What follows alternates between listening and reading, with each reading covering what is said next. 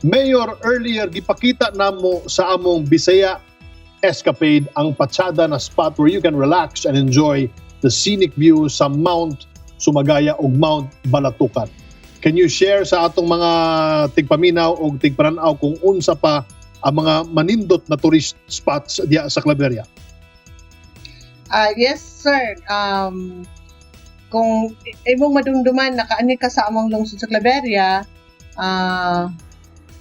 kung imong madumduman nakabisita ta sa ato ang establishment nga gi-sponsored mismo sa local government unit of Claveria, ang among gitawag nga view deck sa Barangay Lanisi na sulod sa lungsod sa Claveria.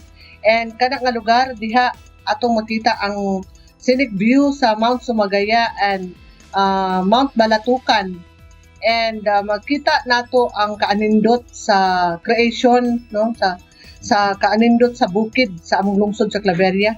And ma-experience nato ang kabugnaw sa lugar, labi na sa mga panahon nga mag-ulan, naa ang fogs, no, nga atong makita, foggy siya halos everyday, and halos maghapon ang fogs.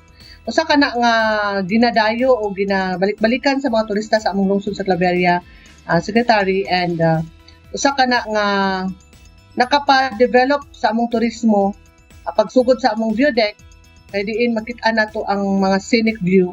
Kana nga mga areas, daghan na pod nga mga establishment ang na-establish, na natay mga dagko nga mga kan-anan, no, mga class A nga mga establishment o mga restaurant nga mo ay ginadayo sa ato ang mga turista. So the same view ang ilang makita kung makalaag mo sa among lungsod sa Claveria, makita ninyo ang Don Narciso Cafe, plus naapatay mga ginagmay nga mga establishment na natay mga maanindot gihapon nga view, and natay bag-o karon nga makita sa lahi nga barangay, no, barangay Tambubuan, gitawag nga Daru. The same kung makabisita mo, manindot gyapon nga scenic view ang atong makitaan, lahi pod siya nga scenario, lahi pod siya nga view ang makita. Ang inyong munisipalidad gina-promote pod ang farm tourism. Unsa-unsa pod ang farm crops ang makita sa inyong lungsod, and how do we promote that? Farm tourism, naatay, actually Claveria is one of the known as an agricultural land, no. Kung tanaw na to, ang pinaka main product namo sa Claveria is mais.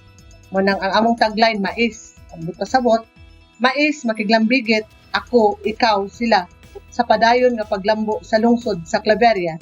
And natay gina-develop karon nga mga farm tourism supported by our different agencies, specifically the DOLI and the TESDA, na atay gipanghatagan og ayuda para nga ma-promote or ma-develop ang usa ka organization pinaagi sa cacao production, coffee production, dayon naatay mga establishment, no, just like USTP, usa sa ato ang gi-identify nga kanang usa ka university nga nagtuon pinaagi sa technology, kung unsa pa ang mga maayo nga mga produkto nga i-develop din sa among lungsod. So when it comes to farm tourism, angay ug matarong labi na karon, Secretary, nga nana diri sa lungsod sa Claveria gibutang ang agricultural complex sa provincial capital, no, kanang sa una mo kanang ang planta sa Philip Morris, ug karon naadi ang agricultural complex ang usa nga gi-develop gidugang ang pagpananom sa mga lubi, coconut nga pwedeng mahimong panginabuhian sa katawhan labi na sa mag-uuma. Kabahin sa health and safety protocols nagipatuman sa inyong munisipalidad, Mayor, abli na bata alang sa domestic tourism?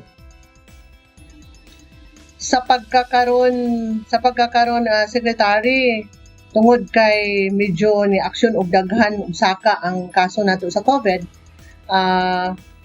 open gyapon ang mga establishment, no, sa tourism. Pero muna kanang subay lang gid ta sa protocol, among nakita padayon ang tourism, apan anaa ang monitoring, ang strict implementation sa BIDA, no, ang atong tan-awon, labi na nga sa study namo diri sa Claveria, ang usual nga kanang source sa maong virus mauman ang kining mga apor kaning gapanarbaho outside municipality, and kaning mga tapok-tapok just like birthday parties, kasal, and usahay kaning inom-inom, mga secretary mo nang bag-o mi naghimo og bag-ong executive order, lain nga executive order. Iklaro namo didto ang katong strict implementation sa curfew, and katong mga establishment na kung pwede 50% ra gyud sa capacity sa establishment ang makasulod, and kung naay magpakasal 50% o mga gid og permit sa LGU para ma-monitor nga naagid ang among health workers and ang among PNP nga mag-monitor during the event para gid dili maabusuhan or dili ma-implement ang social distancing and the bida para gid malikayan ang pag-spread sa mga virus. Mayor Mera, please invite everyone to visit, discover, and rediscover Claveria, Misamis Oriental. Claveria is a very kung tanaw na to, secretary, no, usa gani sa among problema karon, kung pwede pa lang dili ko mangimbitar secretary kay ang Claveria man gyud is kung tanaw nimo sacred place siya sa tanang Claveriahanon. Labi na sa amo sa local government unit of Claveria nga usa ang among advokasya ang pagprotekta sa among kinaiyahan sa among environment. Kung tanaw na to, ang Claveria sa pagkakaroon labi na nga niabot kining pandemya kining COVID, safe place did siya kung tanaw na to kay ngano ang Claveria dili siya crowded.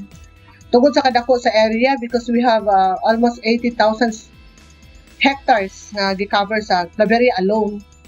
And we have 24 barangays. Dayon lagyo ang among mga barangay. And tungod sa kabugnaw ug kaanidot sa among lungsod, natay gihimo nga CLUP, Comprehensive Land Use Plan, aron nga mabahin-bahin, mahanay kung unsaon paggamit sa among kayutaan, no?